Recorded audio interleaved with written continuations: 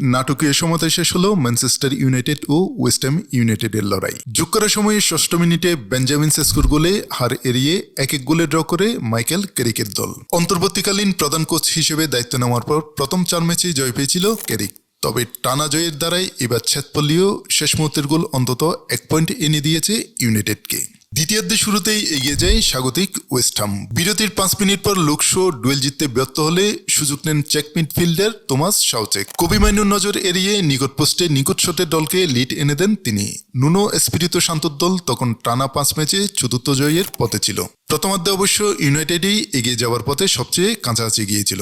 Corner থেকে লুকশোর কাছ থেকে পাওয়া বলটি গোললাইন থেকে ক্লিয়ার করেন অ্যারন ওয়ান-বিসাকা। পরে কেসিমিরো হেড করে বল জালে জড়ালেও অফসাইডের কারণে গোল বাতিল হয়। ম্যাচের শেষ দিকে সমতায় ফেরার মরিয়া চেষ্টা চালায় ইউনাইটেড। অবশেষে যোগ করার সময়ের একেবারে শেষ মুহূর্তে ফল মেলে। বদলি হিসেবে নামা গ্রীষ্মকালীন সাইনিং বেঞ্জামিন সেস্কো দ্রুতগতির আক্রমণ থেকে জোরালো শটে ওয়েস্ট হাম গোলরক্ষক ম্যাটস হারমানসেনকে পরাস্ত করতে সমর্থ হন।